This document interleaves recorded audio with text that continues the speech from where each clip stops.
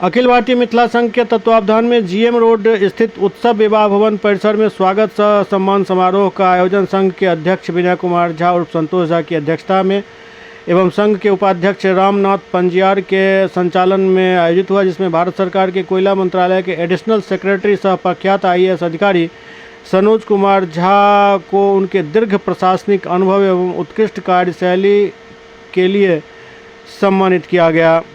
इस अवसर पर बड़ी संख्या में शहर के बुद्धिजीवी, समाजसेवी, शिक्षाविद, अधिवक्ता एवं विभिन्न सामाजिक संगठनों के प्रतिनिधि उपस्थित थे।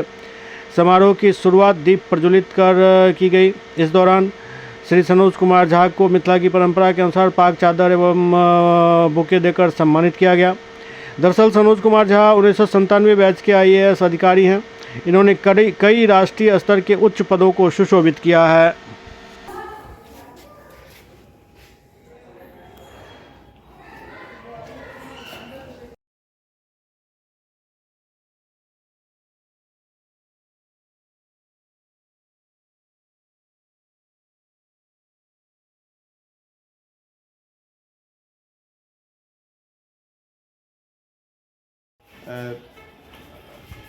भारतीय प्रशासनिक सेवा के अधिकारी के रूप में पहले तो विभिन्न जगह राज्य में रहलखिन और बाद में से बहुत दिन से विभिन्न मंत्रालय में बिजली कमीशन के सेक्रेटरी के रूप में, फूड प्रोसेसिंग सचिव के रूप में,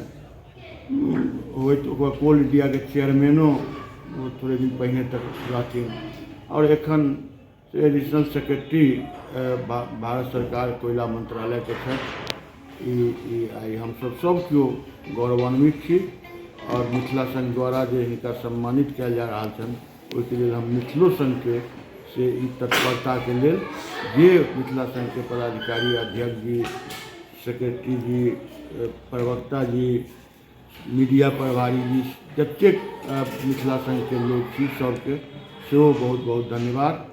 और एनाहिते जे केओ हमरा सबके बीच से जाइ छथि सबके हम मिथिला संघ के तरफ से सम्मानित करैत रहलियन हैं। वही कड़ी में आई सबसे महत्वपूर्ण हमर सबके जे लाल छथि हुनका अपने घर में सम्मानित करैत हमसब गौरवान्वित छी।